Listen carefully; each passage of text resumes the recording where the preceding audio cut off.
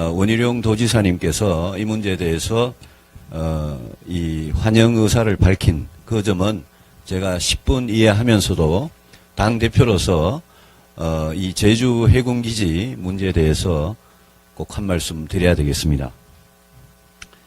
문재인 정부가 스스로 공권력을 무력화하고 법과 원칙, 법치를 파괴하는 그런 일에 관한 이야기입니다. 제주 해군기지 건설을 위해서 이 건설을 방해한 불법 시위자 116명과 불법 시위를 주동한 단체 5개 단체입니다. 평통사 등 5개 단체입니다. 여기에 대해서 정부가 구상권을 청구했다가 그것을 포기하는, 스스로 포기하는 그런 일이 어제 발생했습니다. 저는 이 문제는 매우 심각한 문제라고 생각하고 이 문제 그대로 가면 최근에 과거에 어떤 불법 시위자들에 대해서 폭력 시위를 하고 법을 어긴 불법 시위자들에 대해서 정부가 지금 사면을 검토하고 있다는 이런 이야기까지 들리고 있습니다.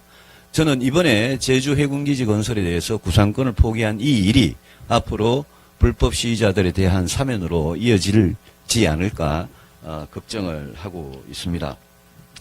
이 275억 원으로 끝나는 일이 아닙니다. 앞으로 이 공사 지연에 따른 건설업체에 대한 어떤 손해배상금을 지급하는 이 문제는 수백억 이상 계속될 문제고 이번에 구상권을 포기하기 때문에 앞으로 전혀 구상권을 행사하지 않으리라고 생각이 되고 해군도 또 나머지 78명은 이 제주도민도 아닙니다.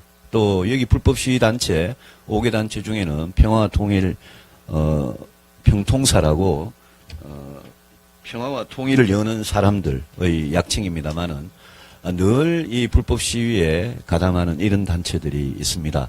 그래서 이 법과 원칙, 법치가 무너지는 이 장면을 어제부터 보면서 저는 이 문제에 대해서는 바른정당이 앞으로 단호하게 대처할 거라는 점을 분명히 말씀을 드립니다. 그리고 제가 대통령이 되면 강정마을에 대한 구상권을 철회하겠습니다. 제주 4.3 대보상법을 제정하고 4.3 특별법을 개정해서 평화와 화합을 실현하는 대한민국 통합의 아이콘이 되도록 하겠습니다. 둘째, 평화와 통일을 여는 사람들의 약칭입니다만은 늘 이 불법 시위에 가담하는 이런 단체들이 있습니다. 그래서 이 법과 원칙, 법치가 무너지는 이 장면을 어제부터 보면서 저는 이 문제에 대해서는 바른정당이 앞으로 단호하게 대처할 거라는 점을 분명히 말씀을 드립니다. 그리고 제가 대통령이 되면 강정마을을 위해서 이 건설을 방해한 불법 시위자 116명과 불법 시위를 주동한 단체 5개 단체입니다. 평통사 등 5개 단체입니다. 여기에 대해서 정부가 구상권을 청구했다가 그것을 포기하는, 스스로 포기하는 그런 일이 어제 발생했습니다. 저는 이 문제는 매우 심각한 문제라고 생각하고 이 문제 그대로 가면 최근에 과거에 어떤 불법 시위자들에 대해서 폭력 시위를 하고 법을 어긴 불법 시위자들에 대해서 정부가 지금 사면을 검토하고 있다는 이런 이야기까지 들리고 있습니다.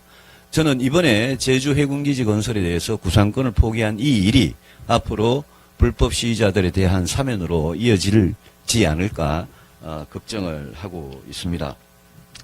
이 275억 원으로 끝난 원희룡 도지사님께서 이 문제에 대해서 이 환영 의사를 밝힌 그 점은 제가 10분 이해하면서도 당 대표로서 이 제주 해군기지 문제에 대해서 꼭 한 말씀 드려야 되겠습니다. 문재인 정부가 스스로 공권력을 무력화하고 법과 원칙, 법치를 파괴하는 그런 일에 관한 이야기입니다.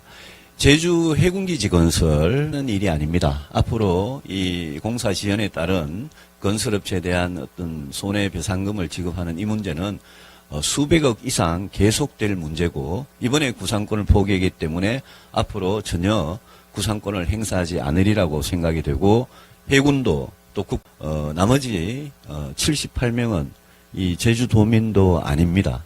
또 여기 불법 시위 단체 5개 단체 중에는 평화통일 평통사라고